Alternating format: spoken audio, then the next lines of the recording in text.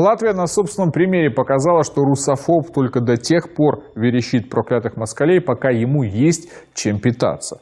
Как только пища иссякает, так он сразу готов в припрыжку бежать к России, выкупая чуть ли не всю экспортную рожь.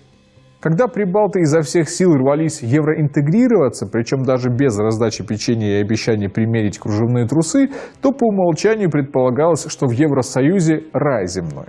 Сейчас же, по прошествии достаточно длительного периода, очень странно выглядит поведение тех же латвийцев, покупающих рожь у России. Латвия купила почти весь экспортный объем российской ржи в 2018-2019 сельхозгоду, начавшемся в июле. Из почти 111 тысяч тонн в Балтийскую республику было поставлено почти 89 тысяч тонн, сообщает Россельхознадзор. На этот вопиющий с точки зрения латышских патриотов шаг Ригу толкнул рекордный неурожай, постигший местных аграриев. В Латвии в этом году из-за продолжительного засушливого периода урожай ржи оказался значительно ниже среднего, на 30-50%.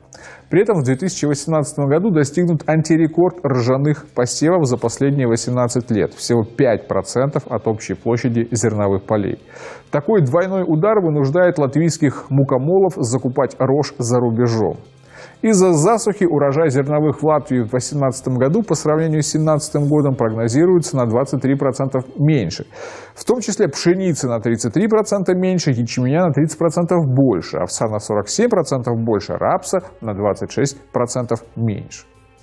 То есть, если бы Россия не продала Латвии зерно, то ржаной хлеб пришлось бы заменять овсяным, потому как овса-то гордая Прибалтийская республика собрала в избытке.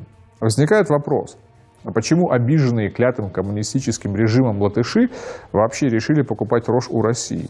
Ведь они же сидят в ЕС, там нет внутренних таможенных барьеров. Аграрный сектор Евросоюза, если брать в целом, цветет и пахнет. Что такое-то? Ответ банален. В России покупать дешевле.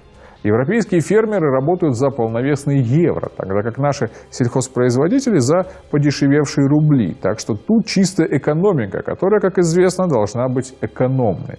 Но тогда возникает второй вопрос. А как же политическая целесообразность? Ведь все глупости, которые творят власти Латвии, начиная с конца 80-х годов минувшего века и по нынешнее время, продиктованы исключительно этой целесообразностью. Что, когда речь заходит о желудке, так сведомость уже не очень мешает? Именно так, друзья. Нет, я не говорю, что наши аграрии продали рожь латвийцам зря. Я поддерживаю отечественного производителя, и, конечно, пусть он зарабатывает. Но вот цены я бы на их месте для Латвии выставил специальные. Да, ниже, чем в ЕС, но не намного. А так, чтобы выгода для прибалтов была минимальной.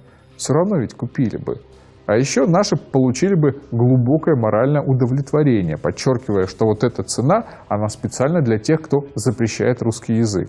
А не хотите – не берите. У нас арабы и индусы в очереди стоят, оторвут с руками. Нельзя продавать русофобам еду по той же цене, что и нашим нормальным партнерам. Русофоб должен быть голодным, и он должен знать, что к этому сосущему ощущению в пустом желудке его привело именно предыдущая бурная деятельность на почве ненависти к России.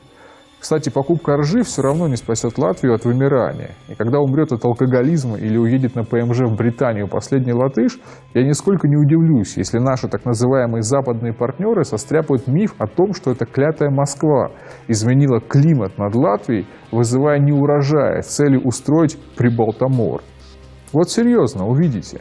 Ведь на Украине у них такой номер удался, так почему бы не повторить его в Прибалтике?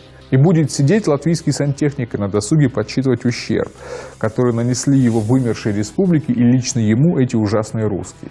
Насчитает очередные миллиарды, как эстонцы, а после попытается уснуть, чувствуя неприятное шевеление в пустом желудке.